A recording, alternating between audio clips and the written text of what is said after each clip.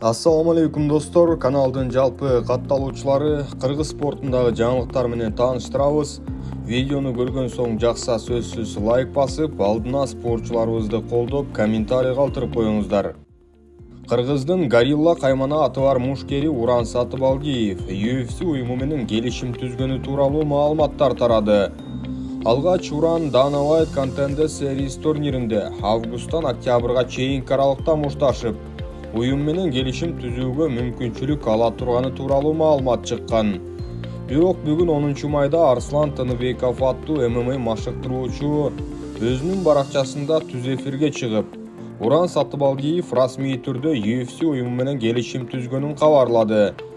Азырынча кол коюла электигин, жада калса Уран өзү да ишене албай жатканын айтты.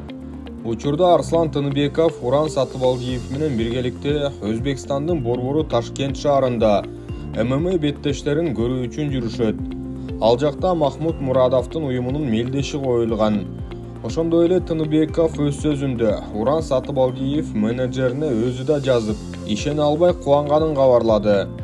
Өз кезегинде Марат Бекмуратов аттуу кыргыз менеджери мындай деп баракчасына жазып калтырды. Биринчи жолу Уран тууралуу мага Аваз Номанов айткан. Ал келечеги кең орто оор салмактын мушкери бар экендигин белгилеген. Ошондо Уранды Алаш Прайд уюмундагы биринчи беттешине койгондо 30 секундада атаандаштын нокаутка кетирген. Андан соң эсимде, ал Москвадагы Open FC уюмунун мелдешине секунданты жок барып, техникалык нокаут менен жеңип алган.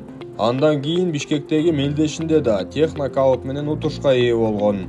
Кийин Open FC уюму ага Санкт-Петербург шаарында курга мушташууга сунушун берип, Уран чемпион болгон. Бул видео ошол жактан тартылган. Жалпы Кыргызстанды куттуктайм. Жана Урандын ийгилигине тиешеси бар болгон бардыгына рахмат деп жазып калтырды. Иншалла, иншалла, UFC-ге. Молодец. Рахмат, братан. Иншалла, UFC-ге, иншалла. Эске салса, Уран учурда Америка Кошмо Штаттарында машыгып келүүдө. Океан артында LFA уюмунда 2 беттеш өткөрүп, экөөндө тең жеңишке жетти. Жалпысынан карьерасында 8 беттеш өткөрүп, 7 жолу жеңишке ээ болуп, 1 жолу утулуп калган. Профессионалдык жолун болгону 4 жыл мурун, 2020-жылы баштаган. Мына ушундай кыска аралыкта дүйнөнүн эң күчтүү уюмуна жетип олтурат. Келишим тууралуу алдыда кененирээк айтып, атаандашы тууралуу да маалымат берерин машыктыруучу Арслан Тыныбеков айтып өттү. 9 сентябрда Лас-Вегаста беттешет деп кошумчалады.